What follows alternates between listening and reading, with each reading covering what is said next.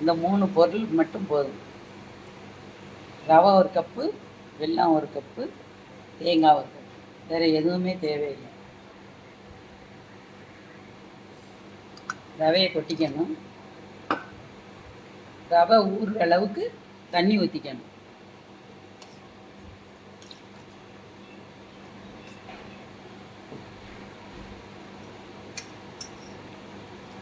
ரவை இந்த அளவுக்கு ஊறணும். தேங்காய் பால், முட்டை இதெல்லாம் தேவையில்லை. இந்த 3 பொருளே போதும். ஏலக்காய் வேணும்னா போட்டுக்கலாம், இல்லாட்டினா வேண்டாம்.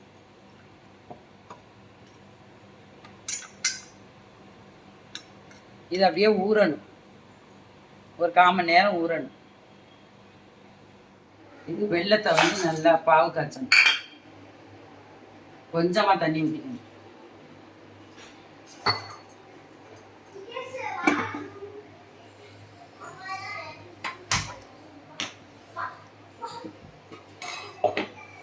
இப்போ ரவையை எடுத்து இந்த மாதிரி ஊறி இருக்கும் ரவை.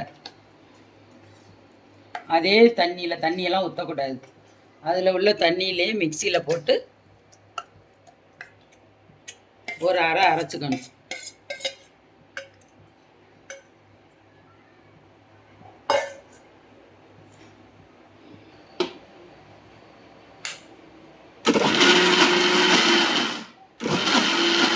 இது மாதிரி அரைச்சிக்கணும். ரவை எந்த பக்குவத்தில் இருக்கணும்.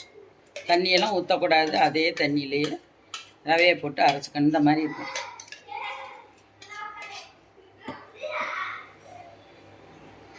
அந்த 1 கப்புலேயே தேங்காய்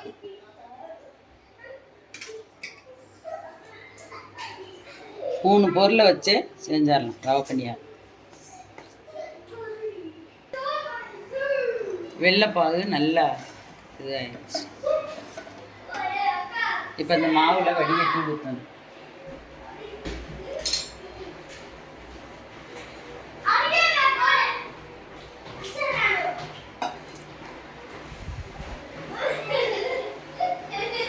ஏலக்காய் தூள் இருந்தால் போட்டுக்கலாம். கொஞ்சோண்டு சோடா மாவு இருந்தால் போட்டுக்கலாம். இல்லாட்டினா தேவையில்லை. நாங்கள் 2ம் போட்டல.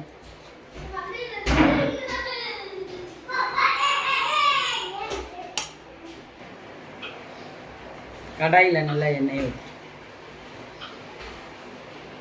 எண்ணெய் நல்லா காஞ்சிருச்சு. பணியாரம் ஊற்றி 3 பொருள் தான். தேங்காய், வெல்லம், ரவை.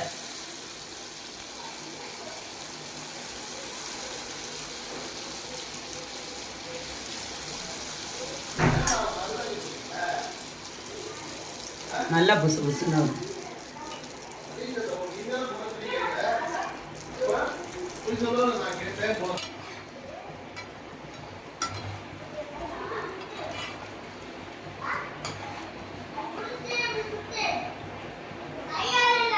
எண்ணெயே பிடிக்காது. நல்லா இருக்கும்.